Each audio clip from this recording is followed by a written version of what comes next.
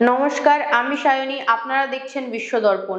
যারা মনে করেছিলেন ভারত মহাসাগর তাদের ব্যক্তিগত সম্পত্তি, যারা ভেবেছিলেন কয়েকটা পকেট প্রতিবেশী কিনে নিয়ে ভারতকে চারদিক থেকে ঘিরে ফেলা যাবে, আর যারা বছরের পর বছর হাসাহাসি করেছেন ভারত শুধু কিনতে জানে কিন্তু বানাতে জানে না, আজ তাদের সবার জন্য একটাই বার্তা আছে। প্রশ্ন করুন নিজেকে, চীনের নৌবহর যখন শ্রীলঙ্কা, পাকিস্তান, মালদ্বীপের বন্দরে বন্দরে ঘাঁটি গাড়ছিল, তখন কে বলেছিল ভারত চুপ করে বসে থাকবে? প্রশ্ন করুন যে দেশগুলো একসময় বলতো ভারতের সাবমেরিন তৈরির কোনো পরিকাঠামোই নেই, তারা আজ কেন নিজেদের প্রযুক্তির চাবিকাঠি ভারতের হাতে তুলে দিতে হচ্ছে।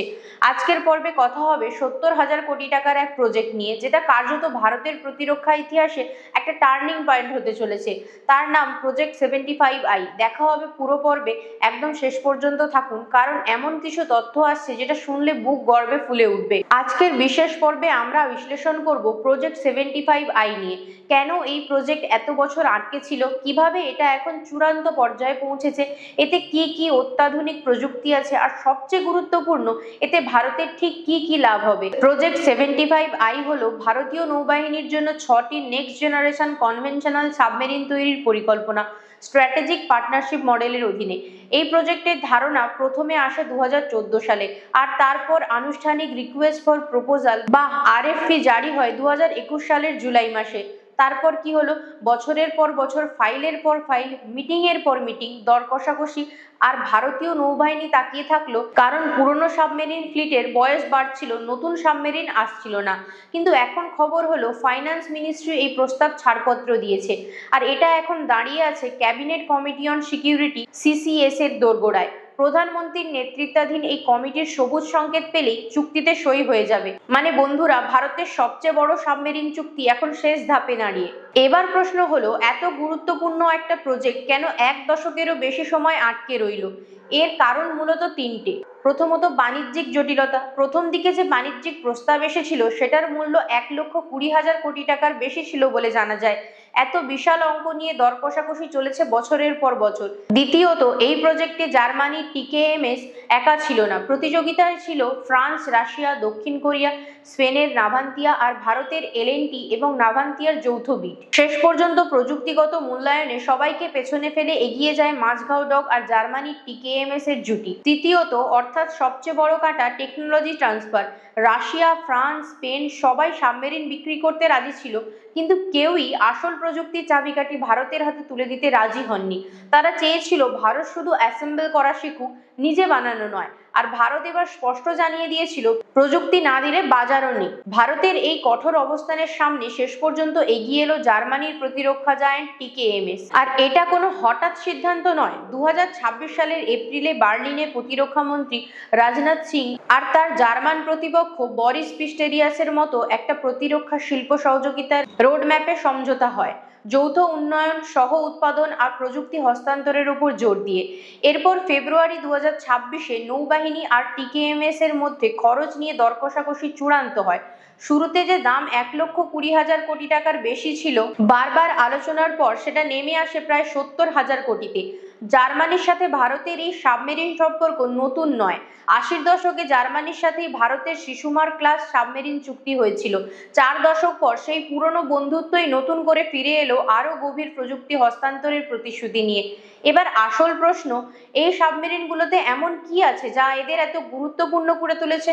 Air independent propulsion. সাধারণ ডিজেল ইলেকট্রিক সাবমেরিনকে ব্যাটারি রিচার্জ করতে নিয়মিত জলের ওপরে উঠে আসতে হয় বা স্নরকেল করতে হয়, আর ঠিক সেই মুহূর্তেই স্যাটেলাইট আর রাডারের চোখে ধরা পড়ে যাওয়ার ঝুঁকি থাকে। প্রজেক্ট 75I এর সাবমেরিনগুলো জার্মান HDW ক্লাস 214 এবং টাইপ 218 প্রযুক্তির উত্তরাধিকার বহন করবে, ফুয়েল সেল ভিত্তিক AIP প্রযুক্তি নিয়ে। এর ফলে এই সাবমেরিনগুলো টানা কয়েক সপ্তাহ জলের নিচে থাকতে পারবে, বারবার ওপরে উঠে আসার প্রয়োজন ছাড়াই। এটা একটা স্টেলথ সাবমেরিনের আসল শক্তি, শত্রু টের পাওয়ার আগেই অবস্থান নেওয়া। এর পাশাপাশি থাকছে আধুনিক sensor, combat management system, electric warfare system, অর্থাৎ শুধু লুকিয়ে থাকা নয়, প্রয়োজনে নিঃশব্দে আঘাত হানার সম্পূর্ণ প্যাকেজ। শুধু জার্মানি একা কাজ করছে না বন্ধুরা, এই প্রজেক্টে জড়িয়ে গেছে ভারতেরই একগুচ্ছ সংস্থা। TKMS এর সহযোগী প্রতিষ্ঠান অ্যাটলাস ইলেকট্রনিক চুক্তি করেছে হায়দ্রাবাদের VEM টেকনোলজিসের সাথে হেভি ওয়েট টর্পেডো তৈরি, উৎপাদন, ইন্টিগ্রেশন আর ভবিষ্যতে আধুনিকীকরণের জন্য। এই টর্পেডোর ইন্টিগ্রেশন আর টেস্টিং হবে ভারতের মাটিতেই। মুম্বাইয়ের সিএফএ ফ্লুইড কন্ট্রোলের সাথেও টিকেএমএস এর অংশীদারিত্ব হয়েছে অ্যান্টি সাবমেরিন ওয়ারফেয়ার সিস্টেমের জন্য, এবং ডিআরডিওর সাথে সহযোগিতার সম্ভাবনাও খতিয়ে দেখা হচ্ছে। মানে এই প্রজেক্ট শুধু বিদেশি সাবমেরিন কেনা নয়, এটা একটা সম্পূর্ণ ইকোসিস্টেম যেখানে ভারতীয় কোম্পানি, ভারতীয় ইঞ্জিনিয়ার, ভারতীয় প্রযুক্তি একসাথে মিশে যাচ্ছে জার্মান বিশেষজ্ঞতার সাথে। এবার আসি আসল ভূ রাজনৈতিক প্রশ্নে। এই 6টা সাবমেরিন ভারত মহাসাগরের সমীকরণ কিভাবে বদলে দেবে? চীন বছরের পর বছর ধরে যেটাকে বলা হয় স্ট্রিং অফ পালস কৌশল, শ্রীলঙ্কা, পাকিস্তান, মালদ্বীপ, বাংলাদেশের বিভিন্ন বন্দরে প্রভাব বিস্তার করে ভারতকে ঘিরে ফেলার চেষ্টা, সেটাকে বাস্তবায়িত করার চেষ্টা চালিয়ে গেছে। কিন্তু ভাবুন তো, ভারত মহাসাগরের কৌশলগত চোখ পয়েন্ট যেমন মালাক্কা প্রণালী দিয়ে চীনের বেশিরভাগ জ্বালানি তেল আর বাণিজ্য যাতায়াত করে, 6টা অত্যাধুনিক স্টেলথ এআইপি সাবমেরিন যদি এই সমুদ্রপথে টহল দেয়, নিঃশব্দে অবস্থান নেয়, তাহলে সেটা একটা বিশাল কৌশলগত বার্তা হয়ে দাঁড়ায়। ভারতের নৌবাহিনীর আধুনিকীকরণ এমন এক সময় হচ্ছে যখন ভারত মহাসাগরে চীনের নৌ উপস্থিতি ক্রমশ বাড়ছে, আর ভারত তার প্রতিরোধ ক্ষমতা আরো মজবুত করতে চাইছে। এটা যুদ্ধ ঘোষণার কথা নয় বন্ধুরা, এটা প্রতিরোধ, ডিটারেন্সের কথা। শক্তিশালী প্রতিরক্ষা ব্যবস্থাই সবচেয়ে বড় শান্তিরক্ষী। এবার আসি সবচেয়ে গুরুত্বপূর্ণ লাভের কথায়, প্রযুক্তিগত আত্মনির্ভরতা। এতদিন সামান্য মেকানিক্যাল ত্রুটি বা আপগ্রেডেশনের জন্য বিদেশে টাকা পাঠাতে হতো, বিদেশি ইঞ্জিনিয়ারের অপেক্ষায় থাকতে হতো। প্রজেক্ট 75I এর কাঠামো অনুযায়ী প্রথম সাবমেরিনে দেশীয় কন্টেন্ট থাকবে প্রায় 45%, আর পরবর্তী সাবমেরিনগুলোতে সেটা বেড়ে দাঁড়াবে প্রায় 60%। এর মানে কি? এর মানে ধীরে ধীরে মেরামত, স্পেয়ার পার্টস, এমনকি ডিজাইনের গুরুত্বপূর্ণ অংশ ভারত নিজেই সামলাতে পারবে। আর এখান থেকেই তৈরি হবে ভবিষ্যতের ভিত্তি, ভারতের নিজস্ব ডিজাইনে তৈরি পরবর্তী প্রজন্মের সাবমেরিন প্রোগ্রাম, যা নিয়ে ইতিমধ্যেই আলোচনা শুরু হয়েছে। এটাই আত্মনির্ভর ভারতের আসল রূপ। শুধু মেড ইন ইন্ডিয়া লেভেল নয়, ভেতরের প্রযুক্তিও ভারতের। বন্ধুরা, 70,000 কোটি টাকা, এই সংখ্যাটা শুধু কাগজে কলমে অঙ্ক নয়, এটা সরাসরি প্রভাব ফেলবে ভারতের অর্থনীতিতে। মুম্বাইয়ের Mazagon dock shipbuilders limited MDL এর নেতৃত্বে এই প্রজেক্টে শত শত ছোট আর মাঝারি শিল্প সরবরাহকারী হিসেবে কাজ পাবে। ইতিমধ্যে ভিইএম টেকনোলজিস আর সিএফএ ফ্লুইড কন্ট্রোলের মতো ভারতীয় সংস্থা এই ইকোসিস্টেমে যুক্ত হয়ে গেছে। মেকানিক্যাল, ইলেকট্রিক্যাল, নেভাল আর্কিটেকচার, হাজার হাজার তরুণ ইঞ্জিনিয়ারের জন্য তৈরি হবে হাইটেক কাজের সুযোগ। আর ভুলে গেলে চলবে না, এই প্রজেক্টের প্রথম সাবমেরিন আসতে আসতে সময় লাগবে 2032 থেকে 33 সাল নাগাদ প্রথমটা আসতে পারে, বাকিগুলো তারপর প্রায় বছরে একটা করে। মানে এটা একটা দীর্ঘমেয়াদী স্থায়ী কর্মসংস্থানের ভিত্তি তৈরি করছে, 1-2 বছরের অস্থায়ী প্রকল্প নয়। আরেকটা দিক আছে যেটা অনেকেই খেয়াল করেন না, জার্মানির টিকেএমএস ভারতকে তাদের বিশ্বব্যাপী সাপ্লাই চেনের একটা গুরুত্বপূর্ণ কেন্দ্র বানাতে চাইছে। এর মানে দীর্ঘমেয়াদে এশিয়ার অন্য দেশগুলো যদি সাবমেরিনের পার্টস বা মেরামত সহায়তা চায়, তাহলে তাদের নজর যেতে পারে ভারতের দিকে।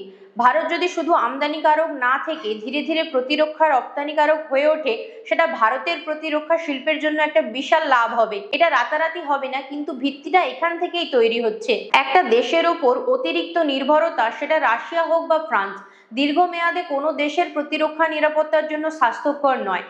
এতদিন ভারতের প্রতিরক্ষা সরবরাহ ব্যবস্থা মূলত রাশিয়া আর ফ্রান্সের ওপর নির্ভরশীল ছিল। জার্মানির সাথে এই গভীর অংশীদারিত্ব ভারতের প্রতিরক্ষা সরবরাহ ব্যবস্থাকে আরো বৈচিত্র্যময় করে তুলছে। একটা দেশের সিদ্ধান্তের ওপর ভারতের প্রতিরক্ষা প্রস্তুতি যাতে নির্ভর না করে, সেই দিক থেকে এটা একটা গুরুত্বপূর্ণ কৌশলগত পদক্ষেপ। মনে আছে বন্ধুরা, একটা সময় বলা হতো ভারতের সাবমেরিন তৈরির পরিকাঠামো নেই। এই একই ভারত প্রজেক্ট 75I এর অধীনে ফ্রান্সের নেভাল গ্রুপের সহযোগিতায় 6টা কালভারি ক্লাস সাবমেরিন তৈরি করে নৌবাহিনীতে কমিশন করেছে। প্রথমটা এসেছিল 2017 সালে, আর সর্বশেষে আইএনএস ভাগশির কমিশন হয়েছে 2025 সালের জানুয়ারিতে। এটাই প্রমাণ যে ভারত শুধু স্বপ্ন দেখে না, সেই স্বপ্নকে বাস্তবেও রূপ দেয়। প্রজেক্ট 75I আসলে সেই একই যাত্রার পরবর্তী আরো উন্নত অধ্যায়, যেখানে এবার প্রযুক্তির চাবিকাঠিও থাকবে ভারতের হাতে। বন্ধুরা, প্রজেক্ট 75I কোনো সাধারণ প্রতিরক্ষা চুক্তি নয়, এটা এক দেশের ধৈর্যের গল্প। যে দেশ বছরের পর বছর দর কষাকষি করেছে, কারণ সে জানতো শুধু সাবমেরিন নয়, প্রযুক্তিও চাই।